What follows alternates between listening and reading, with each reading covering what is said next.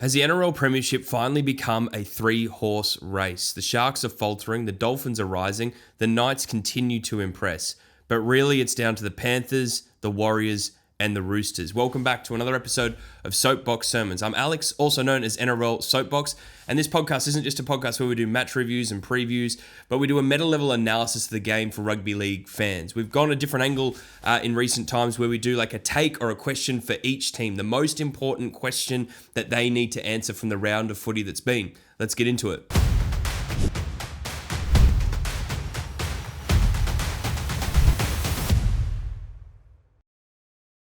Well, it was incredibly difficult not to be impressed with the Roosters' performance against the Panthers on the weekend. They were unbelievable. It's been well known that Trent Robertson has an Ivan Cleary curse, and a Craig Bellamy one for that matter. I think he'd won one game against Ivan in the last 12 appearances. And so people were expecting that this would be tough for the Roosters and that they would need to either change their game, they would need to do something different. Everything they've been trying hasn't worked, because if they play Penrith at their own game, they'll get defeated, because Penrith are just the masters of the long game. Running direct, high completion, will burn you with stamina, our own stamina at the end, and steal the win with direct footy. So I did not expect that the Roosters would do that. I did not expect that they would beat Penrith at their own game. But that's actually what they did. There'll be a bunch of Penrith fans that will be bitching about how often the Roosters were offside on their try line, and perhaps there should have been a sin bin. But to be honest, that's Penrith's game. Penrith know how to manipulate the rules and get the right kind of set restarts that they need. And so that's what the Roosters did. Yes, they were offside often, but that's often a Penrith ploy. The Roosters beat the Panthers at their own game. They deserve that win. They were ultra impressive. It's less about alarm bells for Panthers and more about a warning siren for the rest of the competition that the Roosters are elite, they're legit, they may go all the way. Because the Roosters are going so well, I guess the only question you can ask is, have they peaked too early? Now, I don't think so. I think they're peaking at just the right time. This is an incredible assessment, beating the freaking Penrith Panthers. And they needed that. Some people have said, oh, that'll make Penrith come back stronger. I actually think it'll give the Roosters the confidence that they need when they go into finals, and if they do come up against Penrith again, they know now they can beat them at their own game. So I don't think that they peaked too early. They are on I think it's a 9-game winning streak. It may be 10. But they're on fire. Their defense has been the best it's been all season, and it's been the best it's been for half a decade probably. They look amazing. It's really hard to fault the Roosters at the moment. And what I mean by that is that it's not that they're perfect. It's not like this 9-game winning streak has been the best footy we've ever seen. No, most of it's been pretty ordinary, especially from the elite Roosters standard. But what does it matter? They're winning. So that's the key hallmark of the Roosters at the moment. Winning is embedded. It's a habit. Like, they truly do have this mentality that they're going to win. They just turned up against Penrith. It's really hard to fault them. When they play footy like that, I don't think anyone can beat them. I think the only team that could really push them, if they're going to play footy like that, is a Warriors team with their forward pack fit. So if the Warriors have Barnett, Fisher Harris, and Clark, that's the only team that could take on the Roosters with the footy that they put on against the Panthers. I generally think there's only one vulnerability for the Roosters. And it's not a game breaker. It's not like this underbelly. They just don't have a big, long kicker. So Cherry Evans gets lauded as this amazing long kicking expert. What he actually is precise. He knows when to kick the 40-20. He knows when to do the early kick to put the pressure on the opposition. But he doesn't have a massive boot. He's not on the level of Mitch Moses. He's not on the level of Burton. He's not even on the level of Cleary. And Walker is the same. They're very similar in terms of their kicking length. So the only thing I'd say is that if you do get the Roosters on the back foot, maybe they're making errors in their own half. Maybe the forwards, there's been an injury in HIA. They're just a bit chaotic. They're just off their game. They don't have a long kicking game that can get them out of trouble that some other teams do. I actually don't think it's a big deal. But if I'm looking at one thing, where would the Roosters find themselves under a bit of pressure is if they make too many errors in their own half. And then that leads to they want to kick early or they want to kick long, and they won't get the meters that they need. That'd be the only weakness. I feel like the only way you beat the Roosters is to put pressure on them with your defense to make them make errors in their own half. Because the Roosters are actually leading the comp in errors. Errors is part of their game, but they're mostly errors that are caused by trying to attack and score tries. It's the errors in their own half that would kill them. So the only way I think that teams can beat the Roosters is putting pressure on them in defense, causing the unforced error or the forced error or the turnover in their own half, because they don't have the long kicking game to kick them out of trouble. So let's turn our attention to the Panthers. So I don't think you can say they played badly last night. The better team just won. They pushed them all the way. And they do have levels that they can go to. So it's not all bad news or gloomy for the Panthers. And I still think you've got to call them Premiership favourites because they've got a legacy of winning. They've got the talent and the personnel in the squad who know how to win. They've got a system that can take them all the way without even really having to think creatively. They obviously know what they're doing at the Panthers. So I still think they should be Premiership contenders. But I do have a question. Do they need to change up their attack? Has it become too one-dimensional and teams have finally figured it out? Teams have finally built up the stamina, the mental fortitude, and the defensive resolve to keep Penrith out because that's what Penrith do. They pepper you, they pepper you, they pepper you. It's high completion rate, no errors, running direct, running straight and hard. They want to exhaust you and then fall over the line and win at the end, especially with the better teams.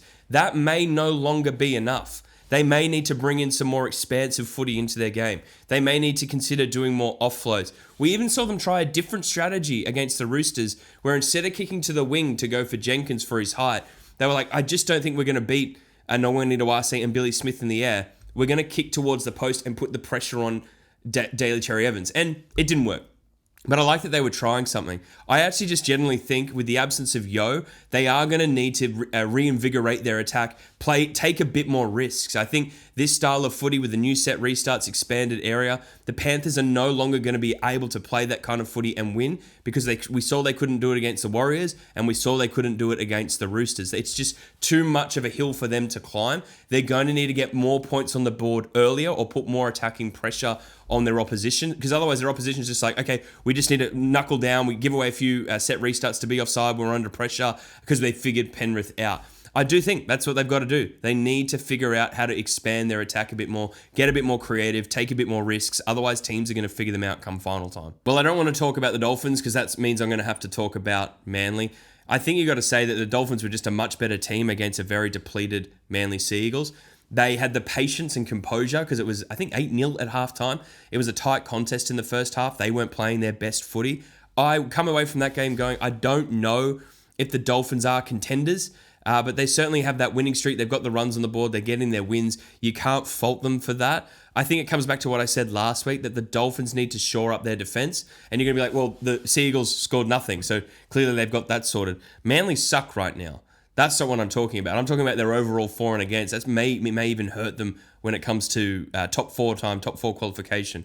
It's going to be neck and neck with them in the Knights. So I don't think that the Dolphins are a bad team at all. I thought they played pretty well. I suppose the question for the Dolphins is, do they have the defensive resolve against great attacking teams? And when I say great attacking teams, I don't mean even expansive footy like the Knights. I mean teams that are just very good and will punish any mistake.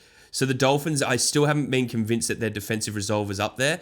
I know it sounds ridiculous after they held the team to 0, but that was a very bad team that they came across. So what do you say about Manly? Like, I'm a Manly fan, you know it. I'm devastated. We played terribly. The crazy thing is the first 20 minutes of that game, Manly had all the momentum and possession. And you can say that the Dolphins had good defensive structure and resolve. I think it was just more anemic attack. Not once did Manly throw a short ball to Olakau'atu to have a run at the try line, at least as far as I saw, which is crazy. That's crazy. That's our number one attacking threat close to the line, and he didn't get the ball. So I do feel like Fogarty had a rough game. Wasn't anywhere close to his best. It feels like he's been rattled since the Bulldogs lost and then backing up with the Cowboys lost. Those narrow defeats seem to be reinforcing a narrative around him where he's not clutch and can't finish tight games, and then that's led to some underperformance recently. But even then, that would be harsh on him. It would be harsh on him for a few reasons. He's got a very, very raw counterbalance in Joey Walsh. So his other half is still learning his craft, is still learning the game, isn't able to be that release valve for Jamal Fogarty right now. It all hangs on him. And when it all hangs on him, I mean it, because at one point in the second half, the middles for Manly were Lanaz, Wakeham, Simpkin, and Nathan Brown. So a really old dude who's on his way out, who would never be in the starting 17 except for all the injuries, and then 3 tiny dudes. It's not about their effort and heart. It's just like, how the heck were Manly going to get any go forward, any momentum, bend the line once when that's who they had to square up against the Dolphins pack? So for Manly, it's like, how do we stop this season being an absolute disaster? Like, can we get one more win? I really don't think we can right now. The only hope is against the Dragons, in my opinion, and the Dragons are finding form. They've got confidence, they're notching up wins, and they're very eager to not get that wooden spoon, and it could well be a chance that they get off the bottom of the table. So for Manly, the bigger question is, how are we going to get our roster right? So Manly right now, their New South Wales Cup team, I believe, it has won one game, is coming last. They do not have the cattle. They have not recruited the talent. So the performance of that New South Wales Cup team is important because they're the reserves coming in when there's been all these injuries, and Manly just don't have the depth. I don't know how they solve that problem. I don't see that problem being solved in 2027. It could be another rough year for Foz if injuries affect his team. Now, it's not all bad news. There is Moali coming in. There's this new Warriors fella that they've signed whose name escapes me. Navale's done his ACL and recovered in record time. Pasek will be back. There's still some great forwards in the pack, but they've got to be fit. If they're not fit, Manly's going to be in deep trouble. So the big question for Manly is, who can we recruit for our forwards to prevent this season happening again? Now, dear, oh dear, oh dear, the poor old Bulldogs fans, their team was finally giving them hope, playing with some creativity, some flair, trying to score tries, looking much more organised with Stephen Crichton playing 5'8". It's really playing halfback. Lockie Galvin was unlocked to just be this creative, dynamic player. There was a lot going for them and they were playing with respect. It's like I always say, the Bulldogs never lacked grit, hunger or buy-in on what they were trying to achieve. They've just never been able to fully execute on attack. And it showed again.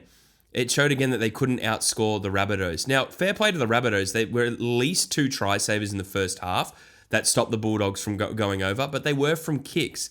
There just doesn't seem to be enough either structure, strategic play, attacking flair for the Bulldogs for them to win games. So the big question for them, because their season's on razor edge, I think it's probably over. They still have a chance, but either case, they're not going to make a hectic press for the finals if they go in with an attack like that. The huge question for the Bulldogs isn't just who's going to play halfback. It's going to be how do we score tries. They're just simply not scoring enough tries, and now it's hurt them.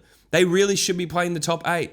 Since the rule application changes, the Bulldogs started looking like a good, respectable team. But because of their lack of ability to score tries, it's screwed them. They're most likely not going to make the finals. This is a team that absolutely should play finals. So they've got to figure out how to score tries. Otherwise, it's going to be another season of disappointment. But on that with the Bulldogs, and this is where I'll talk about the Rabbitohs. The Rabbitohs' defense was desperate. It was fantastic. A special shout out to Jack Whiten and his defensive efforts. I actually think the Rabbitohs are a very difficult team to score against when Jack Whiten's playing, particularly on their right edge. They become very difficult to score against because he's experienced, he's composed, he's a great reader of defense, and so they become very difficult to get points across. So I wouldn't absolutely hammer the Bulldogs as much as it was, hey, once again, the Bulldogs didn't score enough points. The Rabbitohs turned up in defense. They had that grit and resolve that you need to be a finals team. For me, that was kind of an audition, that game, of who's going to play finals. And there's one team that had the defense to prove that they are they should play finals, and it was the South Sydney Rabbitohs. They really did have it. That could have easily been a game because they've known sometimes to have a soft underbelly. That could have been a game that they blew and that they end up crashing out of the finals. But they showed they got hunger, they got heart. There's so many injuries that they've got, but they defended their line incredibly well. Credit to them. I guess the big question is, though, how can they get that version of David Fifita every week? That he was insane, man. He was running hard. He wanted the big hit in defense. He was putting in the effort in defense. He was doing the hard work. He looked amazing. He was rewarded with a great try. But it was more than that. It was his effort and application. He was really switched on when he was on the field. Sometimes David Fifita goes missing. Sometimes he's just off with the fairies. Not that David Fifita. If they have that David Fifita when it's complemented by players like Tallis Duncan on the left edge, when it's complemented by guys like Cam Murray, and you've got Cody Walker causing chaos on the left edge, if David Fifita can step up and be switched on like that, the Rabbitohs will be a very scary prospect in the finals. They won't be a team you can just walk over because they've proven that they do have the defensive grit when they apply themselves. And if David Fifita applies themselves, then they're a threat on either side of the field. They really could do something in finals. They just need to figure out how do we get David Fifita switched on every single week. I hate to say this for Sharks fans because I was genuinely backing you to be premiership contenders, but it generally feels like you've fallen off a cliff. I know injuries hurt. I know a random loss to the Dragons. I generally thought that could be one that could be flushed. It was a blip on the radar. Get over it. Move on. But then to lose again to the Raiders. And I know Trindle went down early. There's always reasons why these things happen. I'm not trying to say that injuries don't influence a team's momentum or team's form, but it does influence and impact their credibility on being premiership contenders. And Trindle being out, he works better as a general. Nico plays so much better when he's actually the 6 of the team, not the 7. So it's not a slam on Nico. The team is structured around Trindle being the one who's making the kicks, organising the plays, getting the team down the park. Hines' job is to run, to create moments, to create opportunities. I don't think it's his best fit playing that game managing 7, and that's the role he's going to need to play if Trindle's out for the rest of the season. And it's not that it's all about Hines. I'm just saying that puts him in a weakened position. That puts him in a spot, that place that's not his sweet spot. There will be some players coming back for the Sharks, but those key injuries, particularly to Trindle, that's really put a dent into their premiership credentials. And it's not going to be about that, because the words come out now, like I've seen some content out there, that the Sharks actually have had one of the toughest draws of the season when you actually reflect on who's in the top 8. They've shown that they can beat difficult teams. But I think with these 2 losses, they're falling off a cliff. And so here's the key question. Is Braden Trindle the linchpin injury? Is this the player they couldn't afford to lose, and it's dramatically negatively affected their finals chances? With Canberra's season being over, naturally, they're playing better footy. It's always like that when a team either has nothing to play for anymore in terms of finals chances. They either start playing really, really well because they get youth in, or they get people eager to prove themselves, or there's just no pressure anymore, and so they just play free, expansive footy. Or the alternative where they just crumble into a heap and... So Canberra are kind of doing the anti-Manly. Manly's realised their season's kind of done and they've just lacked a bit of energy and oomph, whereas Canberra's like lit up and they're playing really great attacking footy. The thing that's most impressive to me about the Raiders isn't just their junior spine that they're heavily investing into and backing. It's their tackle busters, particularly Strange and Weeks. These guys break so many tackles. They're all over the place. So I really do think for Canberra, as they end this season, it's like, how do we get the ball to Strange and Weeks more? Because they've got great forwards and they've got players now that are playing for Papali'i. I know I saw a quote from Ricky. He's like having to weigh up who to play. Do I play the junior talent, or do I play guys like Morgan Smithies who really want to be a part of Josh Papali'i's final games in his career? So it's a tough one. I mean, it's easier for Ricky than if he had to do that because they had finals on the radar. In any case, I think the Raiders are going to really upset a few people because few teams because they are actually playing for something. The season's over, but they're actually playing for something, and it's something that's really more personal than a premiership. It's you want to do right by your mate who's been an amazing servant in the club. So I think the Raiders are going to pick up a few wins, especially if they can get the ball to Strange and Weeks more. Not a really powerful insight there. It's pretty obvious, but it's just crazy. These guys are pretty small, but they're so freaking powerful. Like, you've just got to get the ball to Strange and Weeks as much as you can. And the great thing is, Weeks attacks more on the right-hand side, and Strange attacks on the left. So you've got options either way. I do find it crazy that this team isn't playing finals. They're actually very good. Some will say they peaked or overachieved last year. For sure they did. I mean, they were minor premiers. There's no higher place to go. But they weren't a team that deserved to be in that middle of the table. They were certainly a top 8 team whose ill discipline and some injuries really affected them. So now they're not playing for anything. I think the Raiders are going to start playing some electric, exciting footy. Man, I got to keep rolling. This episode's getting blown out. So the Eels and the Cowboys. Why are these games so insanely ridiculous? Like, how are they always this close? And at any moment, you have no idea who's going to win because in the last 20 minutes, both edges decide to make no tackles. And then there's this line breaks galore. Well, credit to the Eels again. They did it. They beat the Cowboys. They once again won in a very dubious fashion with the classic Mitch Moses penalty. And fair enough. It's a head high to the head. What are you going to do? What's the bunker going to do? Chester doesn't need to make that swinging arm action on a head on the ground. It's just probably fatigue that's caused that ill discipline. And so the Cowboys lose the game.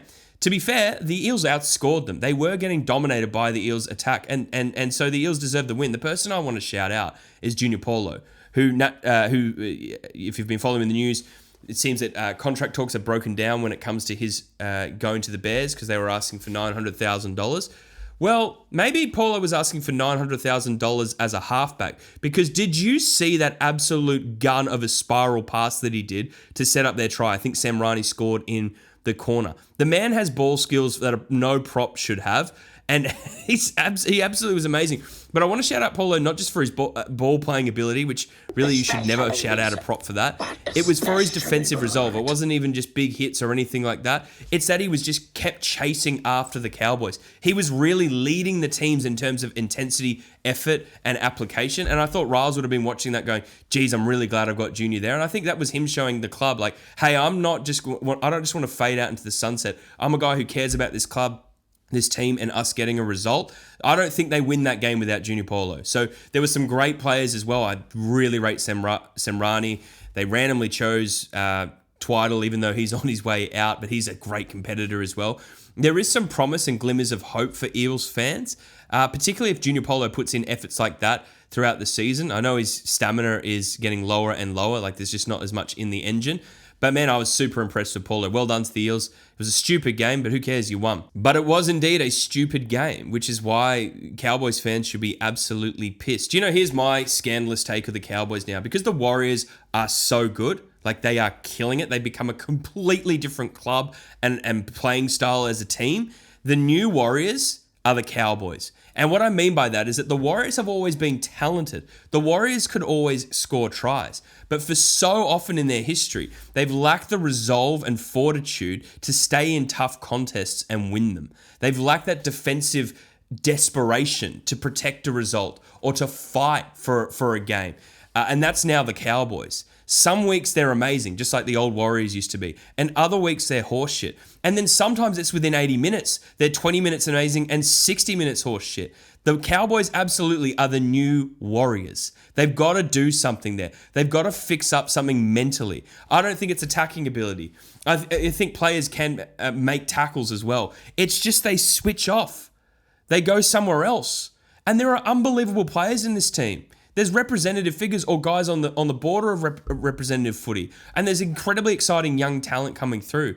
I think the Cowboys will make the 8, but it'll be by their skin of their teeth. It'll be for the work they've done in the season when they were good. But that's the problem. They're a roller coaster team. They're topsy-turvy. They're black and white. They're up and down. They're the new Warriors. Many of you who listen to this podcast or follow me online will know I'm a huge advocate and defender of Michael Maguire. I don't think this season is off the rails because of him. But man, the Broncos suck. The Broncos just suck. They are a terrible team. They got absolutely slaughtered. Now, fair play. The Warriors are amazing. They got absolutely dominated. But there's great talent, again, in the Broncos. And you can tell it's finally wearing on Madge because he's like, I usually am cordial in these presses. And he just was angry. He was blaming his team. He was calling out. He didn't call out names, but he called out how they performed. You can tell what his kind of oration style is behind the scenes. Like he talks about playing for the badge for the Broncos, talks about pride in your club. That is not a team that has pride in their club right now. So now I want the Broncos to get the spoon, only because the narrative would be amazing that you went from winning the Premiership to getting the wooden spoon. I just love the synergy of that you were so good and so bad within 12 months. There's so many reasons why the Broncos suck, and Madge was pressed on that and didn't really give answers. He doesn't want to give those answers. I understand that, but it is baffling that they could be this bad. There's still so many good players in that team. They should not be losing 40-something to 4 against the Warriors. They should be playing for pride. I know the season's over, but they should be playing for their spot next year. Or they should be playing because they care about their fans and their club, but they do not look like a team that cares right now. So I think Madge keeps his position even if they get the wooden spoon. So because I believe that he's earned that right to get one more season, I now want to see the Broncos get the spoon. So the most important question for the Broncos is, how do we avoid getting the wooden spoon? Because ladies and gentlemen, the Dragons are coming. Now, we can never forget the Warriors because Warriors fans won't let me, but I love how this team's playing footy. They're amazing. The forward pack is insane. It's diabolical how good they are, how much depth they have, how clear and clean their game plan is. They know exactly what to do at every moment, and they're leading the charge. I know the Warriors have been hammered, especially with injuries in their backs, especially in the halves. But it almost doesn't matter. It really doesn't. Like, the forwards are that good. You don't need to have a star half to make your team get around the park and score tries, especially when Chanel Harris-Tavita is doing so well. Like, I do know that, I know that like Metcalf going out is brutal. I think Tamari Martin's still injured. I think he's still carrying an injury, so I don't know where that's at. You'll have to fact check me on that one. So I don't know who's going to play half next week. Maybe it's probably going to have to be Jet Cleary. Like that's how deep into their depth they've got to go now. But I don't think it matters. I really don't. I think this team is switched on in their forwards. Some people were saying that they looked a bit rusty at the previous month when Tamari Martin was playing half, and then the last couple of weeks when Metcalf's in there, they have looked much more electric, and I think that's true. I think Metcalf probably is the best 7 that they need, but if he's not available, it's not the end of the world.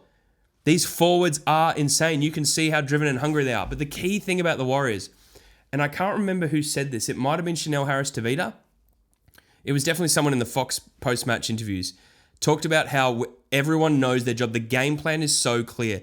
The coaching staff do such an unbelievable job at making the game plan clear for their players that you can have the next man up mentality. See, next man up mentality isn't just about an attitude, it's about the system you're coming into. Is it really easy to understand what your role is as a player to deliver for your team? You can see it's coming out from all the players. You can see they know exactly what success looks like in their system. So hats off to Webster. The Warriors look like a team fully confident and unbelievably competent. In my opinion, right now, they are the best team in the comp. I caught myself for a second because 1, it's dusty in here, and 2, I was like, well, the Roosters are really good too. But no one beats the forward pack for the Warriors. They're dominant, they're lethal, they're brutal, they're scary, and they're on. They've got the experience and the composure to handle this. They've got the experience and composure to handle finals. I'm genuinely scared. If I was coming up against the Warriors, I would be genuinely scared. You're going to get bashed. You're going to get battered. You're going to get bruised. And it just takes all the pressure off the game managers and the creative players. The playmakers is the word I was looking for. It takes the pressure off. Right? They know they still have to execute. There's still plays to make happen. But again, the system is clear. The game plan is clear. The Warriors are generally a title chance this year. So as I run out of time on this episode, and I'll have to work harder at getting tight with this, the reason I feel so rushed is that I film on my phone and it literally has 0 storage. I have to offload apps every time I record, and I'm nervous that as I'm recording it cuts out, because that's happened to me several times this year. So on the Sunday games don't really matter. I will say this about the Knights. They conceded a bunch of points to the Titans late in the game. And so people will go, oh, geez, there's a bit of a soft underbelly with their defense. They always concede points, but who cares? They win. It really doesn't matter. They're winning. I know the for and against would help for the top 4. This is also a team that's lost their best halfback. They've had plenty of injuries throughout the season. Their best second rower is out. They've lost their best Bradman Best has been in and out of the team with injury. It's amazing where the Knights find themselves right now. So the Knights are going to continue. They're not going to start changing things and go, okay, now we're going to become this team with defensive resolve. They're just going to try and outscore their opposition. So as long as the Knights don't make errors in their own half, they're going to make a good crack at the finals. And I think we should all be cheering on the Knights, not going, oh, this is why they can't win it. I don't think they're Premiership challengers. But that should be how they want it. But they should be the underdogs. They should be the guys where everyone's celebrating them, backing them, going, can't believe you've gone from wooden spooners to possibly even top 4. But if they just continue to play crazy, creative, Charlie White was calling it fuck it footy. If they play that kind of footy, they're going to embarrass some teams. They just need to make sure they're not making errors in their own half, because they don't have the defense right now to keep teams out. And they're going to come up against really great teams where you're not just going to be able to score from your own half every second set. That happened to Manly. Manly got found out in 2021 in the finals after having an electric year. You don't want that to happen for the Knights. So the way for them to really make sure that doesn't happen is to not invite pressure into their life or not switch off in defense. They are going to concede points in the finals. They just need to make sure they're scoring more. I think where their games that they win convincingly, they're usually scoring like 5 or 6 tries. They're going to need to work out how do we score 3 or 4 and win. And that's going to mean that they don't concede so many errors in their own half. So I think the Knights still are right on track to make a great finals campaign.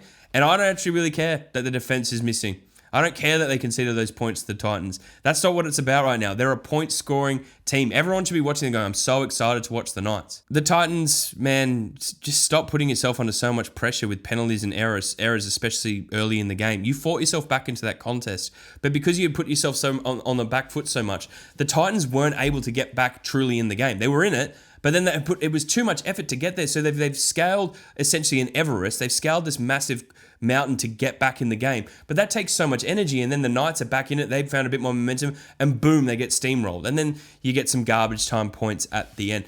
But the Titans, man, mentally, they just need to get more switched on. It's always in this perpetual rebuild. Like, something has to change. I don't blame Hannay right now.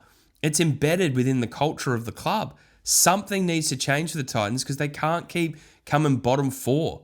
They have a better roster than that. Especially, and they would get more results. Like, they're a good team. They've beaten Penrith. They absolutely can beat great teams.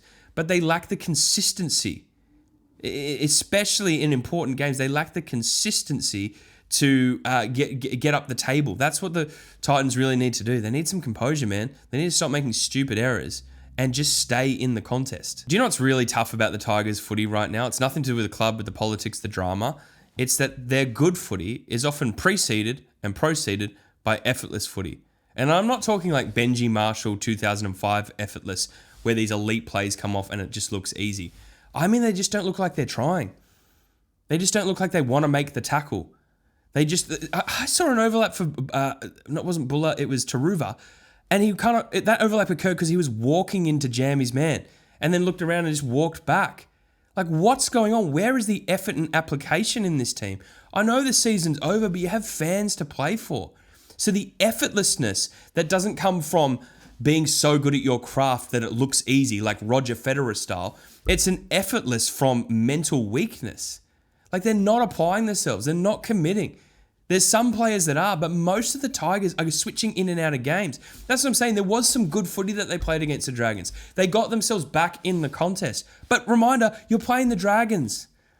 And I know they're doing better, but you're still playing the Dragons. You're playing a team that can't score against anyone, and they were leading 18-6 at halftime. Now, they claw themselves back into the contest. But that's the problem. The West Tigers' good footy is preceded and proceeded by effortless, weak, lazy footy. They just must be better for their fans. I have to let you know that even though that Manly are playing the Dragons and I desperately need them to beat them, if we just remove that from the scenario, I am absolutely jumping on the train that the Dragons won't get the wooden spoon. I desperately want that to happen. That would be such a redemptive arc for their season and would fill them with so much confidence as they launch into a 2027 with an unbelievably stacked squad. Like, I love this team. As everyone's talking about, I love Hamish Stewart. That guy is insane. Puts himself into everything. He's like a leader already, but he's so young. So I'm pumped at where the Dragons are going. Congratulations to them. They did it. They've gotten another scalp, and getting off the bottom of the ladder is truly a possibility. Well, that wraps it up, guys. For limited time, I'll just start skipping the bye, the team on the bye, considering they didn't play anyway.